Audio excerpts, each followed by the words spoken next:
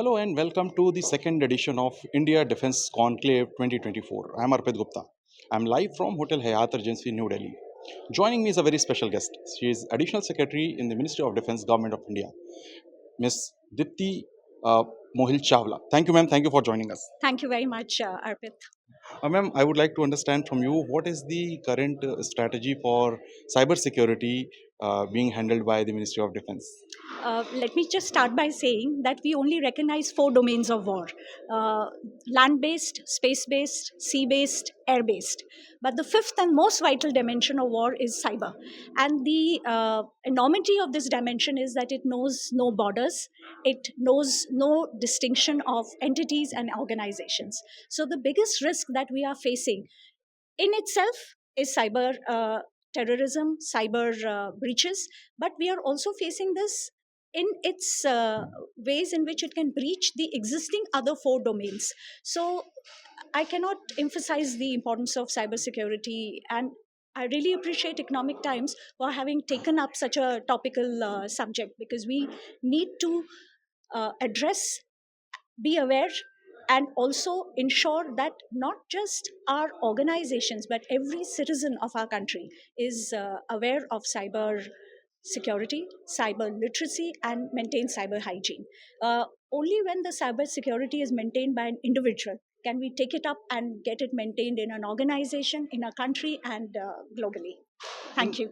Ma'am, in the age of artificial intelligence, when we are discussing becoming self-reliant in the defense sector, so do you feel that the collaboration between government, industry, and academia can help address the cyber challenges? Absolutely, because you see, we are limited by our ability to think what the challenge will be. That kind of a challenges and ideation of those challenges are done by our research institutions, our academia. We definitely need to associate with our research bodies, with our academia, with our manufacturers who are in touch with all the latest cyber technology trends, both in hardware and software.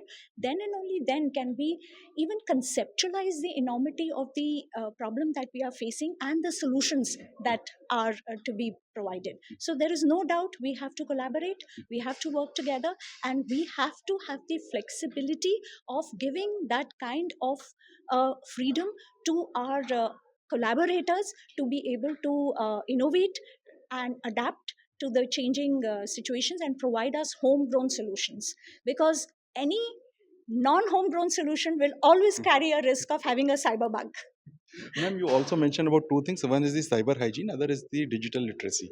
So, what are the efforts being made by Ministry of Defense in order to digitally literate its employees and officers, and also to make them aware about cyber hygiene? Yeah, we have a list of do's and don'ts, and we are little terrible. We insist on the don't so much that that is our way of literacy. But we are working in a sector where we can ill afford any kind of a cyber breach, not just of our systems.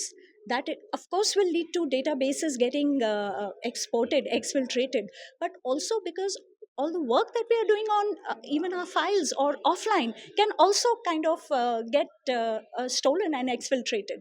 So we use a lot of workshops and a lot of everyday meeting at every level, down from our group C level employee to, of course, up to our group A employee, telling them what natures of threat they have to be prepared, that has to be that they can face.